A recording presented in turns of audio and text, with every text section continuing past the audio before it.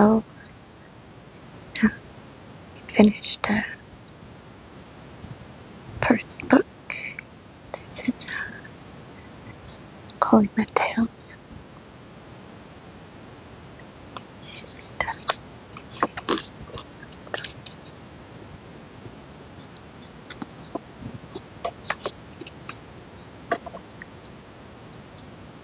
Doesn't go by chapter numbers, it just goes by titles.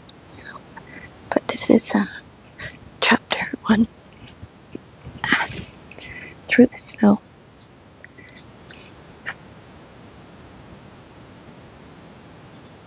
How is a road beaten down through the virgin snow? One person walks ahead, sweating, swearing, and barely moving his feet. He keeps getting stuck in the loose, deep snow. He goes far ahead, marking his path with uneven black pits. When he tires, he lies down in the snow, lights a homemade cigarette, and the tobacco smoke hangs suspended above the white gleaming snow like a blue cloud. Excuse me.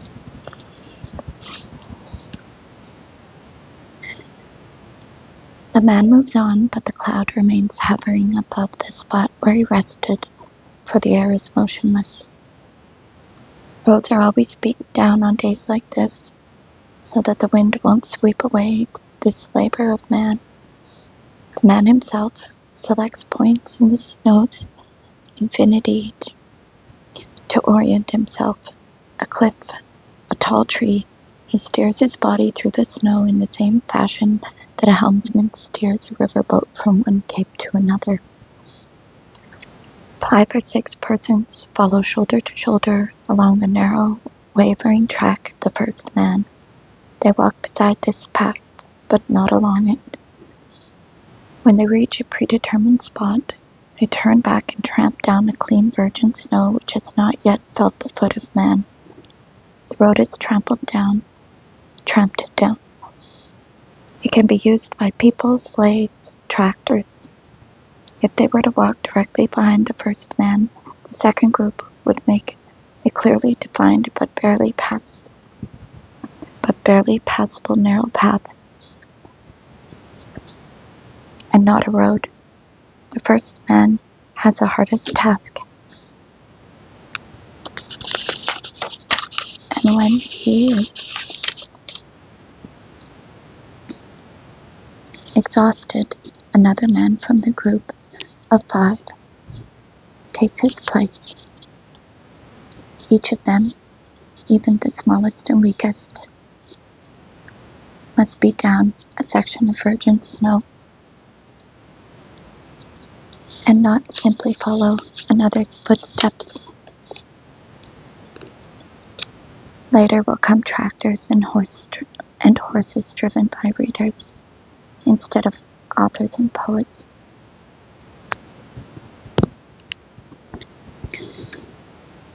On tick. They were playing cards on Namov's berth in the barracks for the mine's horse drivers. The overseer on duty never looked into that barracks, since he considered that his main duty was to keep an eye on prisoners convicted according to Article 58 of the Criminal Code, political prisoners. In a word, the horse driver's barracks was the safest place to be, and every night the criminal element in the camp gathered there to play cards. In a corner of the barracks, on the lower cots, quilts of various colors were spread. To the corner post was wired a burning Kolyma, a homemade lamp that worked on gas fumes. 3 or 4 open-ended copper tubes were soldered to the lid of a tin can. It was a very simple device. When hot coals were placed on the lid, the gas heated up and fumes arose along the pipes, burning at the pipe ends when lit by a match. On the blankets lay a dirty feather pillow, and on either side of it the players sat, their legs tucked under them. A new deck of cards lay on the pillow. These were not ordinary cards. but a homemade prison deck made with amazing deftness by the local wizards. They needed only paper, a piece of bread, chewed and pressed through a rag. It produced starch to glue the sheets together, an indelible pencil stub, and a knife to cut the stencils for the card suits and the cards themselves.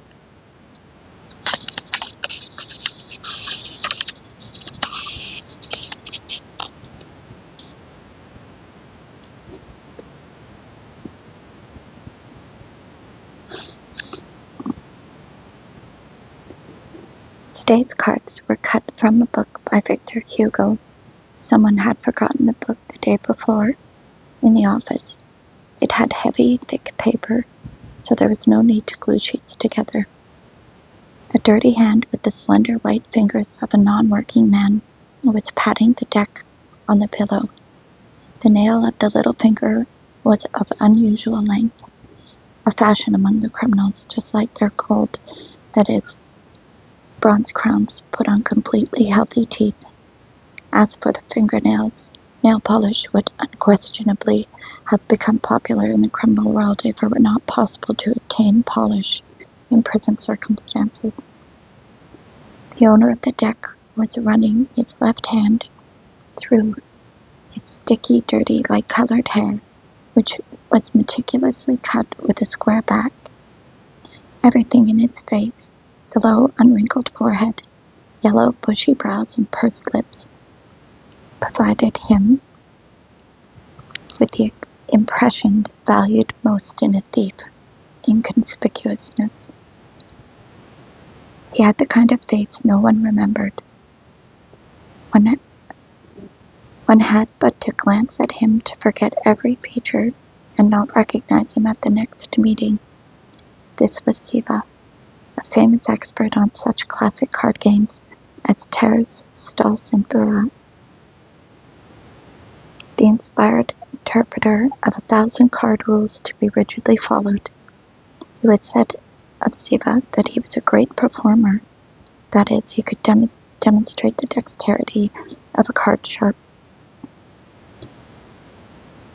Of course, he was a card sharp, since an honest thief's game is a game of deceit. Watch your partner. That's your right. Know how to cheat. Know how to talk your way out of a dubious loss. They always played in pairs, one-on-one. None of the experts would lower himself to participate in group games, such as 21. Siva's partner was Naumov, the brigade leader of the horse drivers. He was older than his partner, but then just how old was Siva? 20, 30, 40? Naumov had black hair and deep-set black eyes. He gave the impression of a martyr. If I hadn't known he was a railroad thief from the Kuban region, I would have taken him for a member of the religious sect, God knows, that had been cropping up for decades in the camps. This impression was deepened by the lead cross that hung from a cord around Naumov's neck. The collar of his shirt was unbuttoned. Nothing blasphemous was intended in the cross. At the time, all the thieves wore aluminum crosses around their necks. It was a kind of symbol like a tattoo. In the 20s, the thieves wore trade school caps. Still earlier, the military officer's cap was in fashion. In the 40s, during the winter, they wore peakless leather caps, folded down the tops of their felt boots, and wore a cross around the neck. The cross was unusually smooth, but if an artist was around, he was forced to use a needle to paint it with the most diverse subjects: a heart, cards, a crucifixion, a naked woman. Naumov's cross was smooth. It hung on his bare chest, partially blocking the tattoo, which was a quote from Essenen, the only poet the criminal world recognized. So few my roads, so many the mistakes. What are you playing for? Siva spat out the question. His question with boundless contempt. This was considered bon ton at the beginning of a game. These studs, Naumov tapped his own shoulders. 500, Siva praised Namov's jacket and pants. In response, there erupted an elaborate stream of obscenities intended to convince the opponent of the much greater worth of the object. The viewers surrounding the players patiently waited for the end of this traditional overture. Siva was not one to fall behind, and he swore even more bitterly, trying to lower the price. For his part, Siva was playing a few second-hand pullovers. After the pullovers had been appraised and cast on the blanket, Siva shuffled the cards.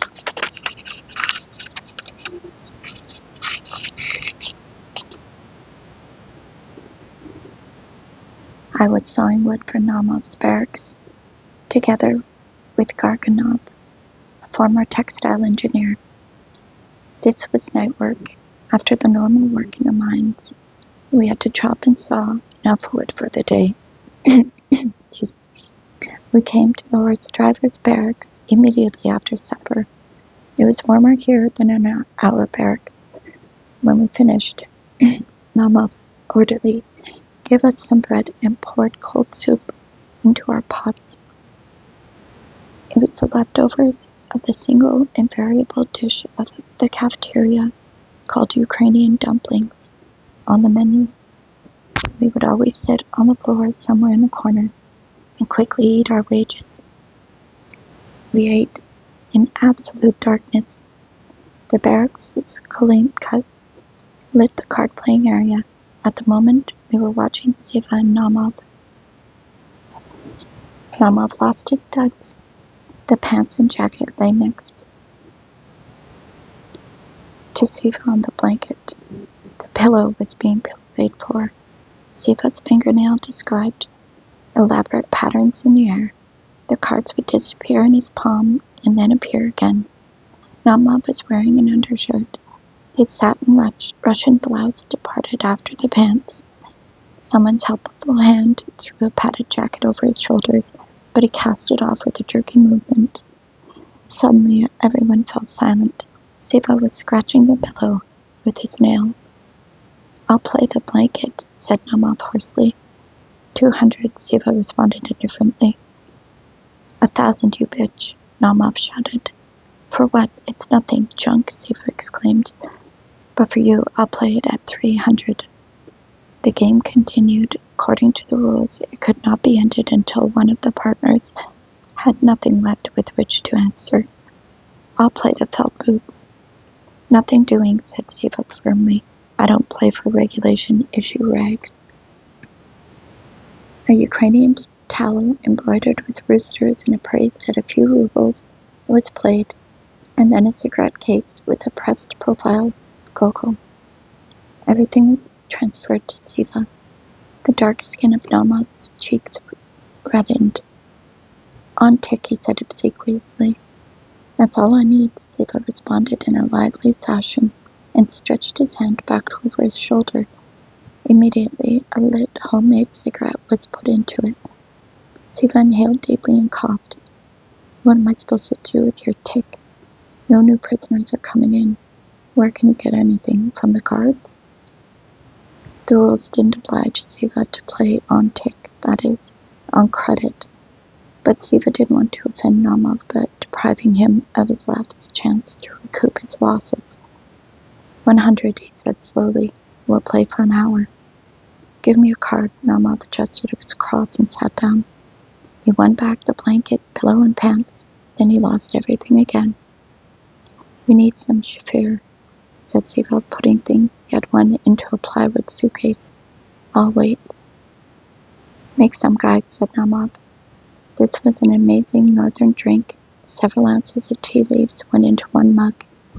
The drink was extremely bitter, drunk and swallowed with a snack of salted fish.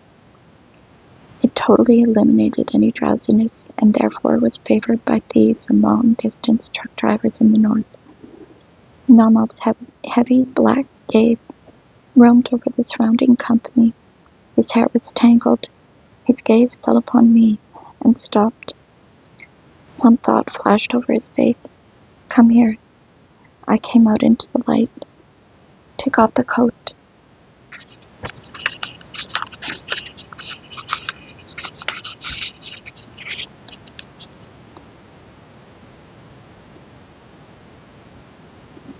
It was clear what he had in mind, and everyone watched with interest.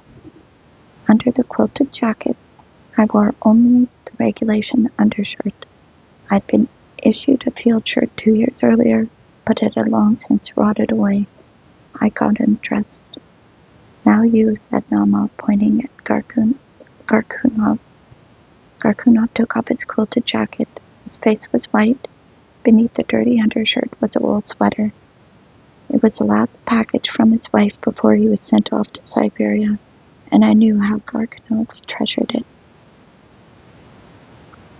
In the bathhouse, he would wash the sweater and then dry it on his own body. He never let it out of his hands for a minute, because it would have been stolen immediately. "Let's have it," said Namal. "I won't take it off," said Garkunov hoarsely. "You'll have to take the skin with." They rushed at him, knocking him down. "He's biting," someone shouted. Garkunov slowly got up from the floor, wiping the blood from his face with his sleeve. Immediately, Sasha, Namal's orderly, the same Sasha who had just poured out soup from the sawing wood, stooped down and jerked something from the top of his boot. Then he stretched out his hand to Garkunov, and Garkunov sobbed and started to lean over on his side. "Couldn't we get along without that?" shouted Siva. In the flickering light of the gasoline lamp, Garkunov's face became gray. Sasha stretched out the dead man's arms, tore off his undershirt, and pulled the sweater over his head. The sweater was red, and the blood on it was hardly noticeable. Siva folded the sweater into the plywood suitcase, carefully so as not to get blood on his fingers. The game was over.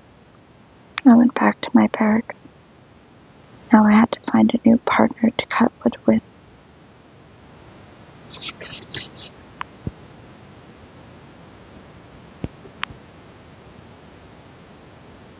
In the night, supper was over.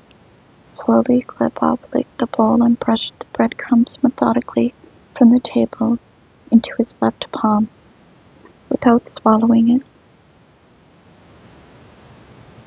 He felt each miniature fragment of bread in his mouth coated greedily with a thick layer of saliva. Glebov couldn't have said whether it tasted good or not. Taste was an entirely different thing, not worthy to be compared with this passionate sensation that made all else recede into oblivion. Glebov was in no hurry to swallow. The bread itself melted in his mouth and vanished quickly. Bagritsov's cavernous, gleaming eyes stared into Glebov's mouth without interruption. None of them had enough willpower to take its eyes from food disappearing into another's mouth. Glebov swallowed his saliva, and Bagritsov immediately shifted his gaze to the horizon, to the large orange moon crawling out onto the sky. "It's time," said Bagritsov. Slowly they set out along a path leading to a large rock and climbed up onto a small terrace encircling the hill. Although the sun had just set, cold had already settled into the rocks that in the daytime burned the soles of feet that were bare inside the rubber galoshes. Glebov buttoned his quilted jacket. Walking provided no warmth. "Is it much farther?" he asked in a whisper. "Some way," Bagritsov answered quietly.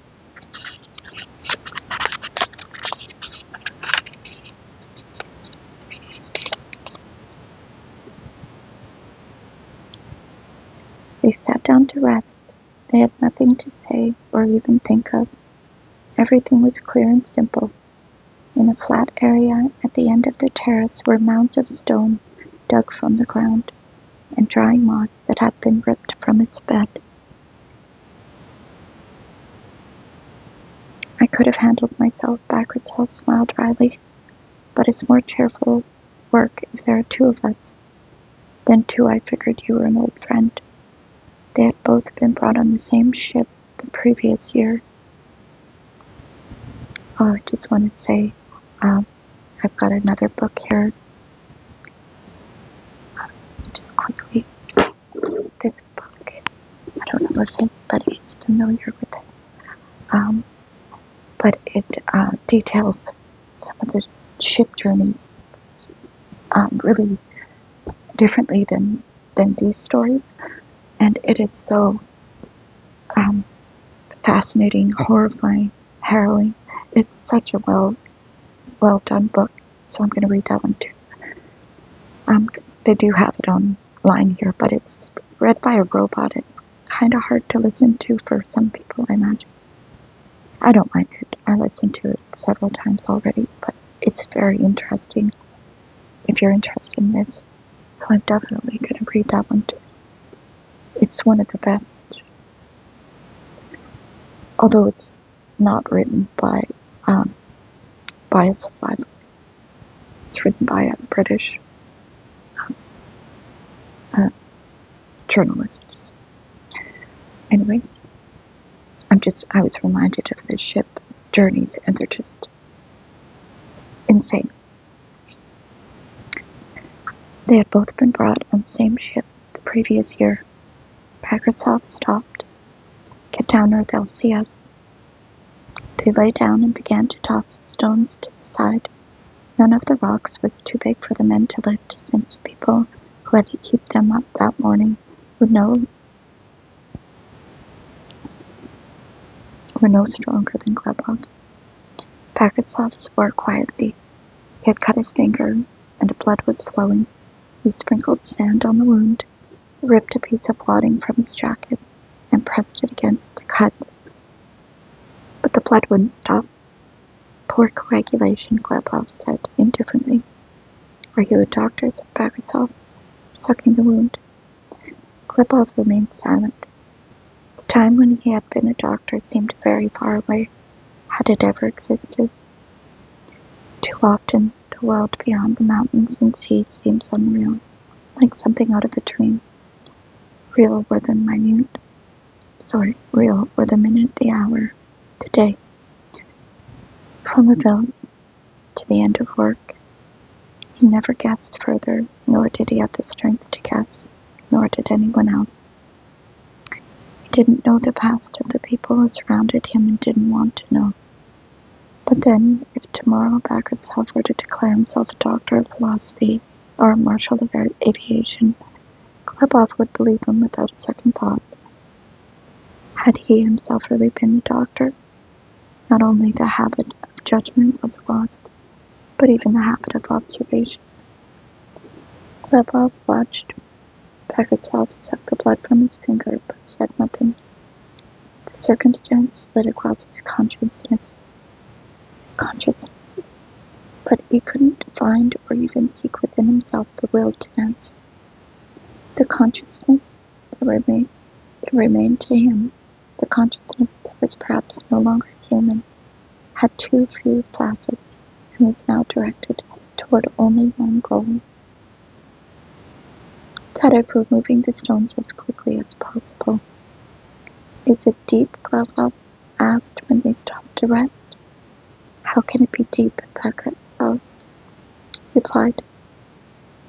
And Glebov realized his question was absurd, that of course the hole couldn't be deep. Here it is, Bagratov said. He reached out to touch a human toe. The big toe peered out from under the rocks and was perfectly visible in the moonlight. The toe was different from Glebov's and Bagratov's toes, but not in that it was lifeless and stiff. There was very little difference in this regard. The nail of the dead toe was clipped, and the toe itself was fuller and softer than Glebov. They quickly tossed aside the remaining stones heaped over the body. It is a young one, Bagratov said. Together the two of them dragged the corpse from the grave. So big and healthy, Glebov said, panting. If he weren't so fattened up, Bagratov said, they would have buried him the way they bury us, and there would have been no reason for us to come here today. They straightened out the corpse and pulled off the shirt. You know the shorts are like new, Bagratov said with satisfaction. Glebov hid the underwear in his jacket. Better to wear it, Bagratov said. No, I don't want to, Glebov muttered. They put the corpse back in the grave and heaped over with rocks.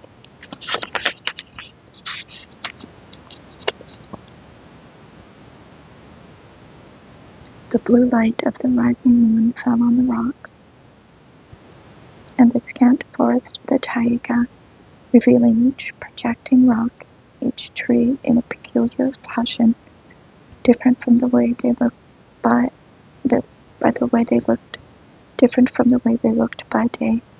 Everything seemed real but different than in the daytime.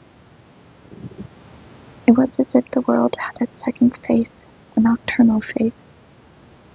The dead man's underwear was warm under Klepov's jacket and no longer seemed alien. I need a smoke, Klepov said in a dreamlike fashion. Tomorrow you'll get a smoke. Bagrasov smiled.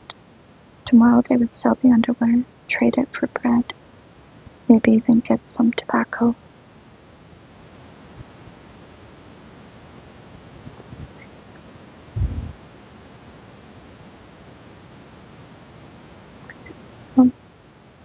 Thank you for listening. Thank you for your patience, waiting for me to get to it. It's been a long month. Have a good day.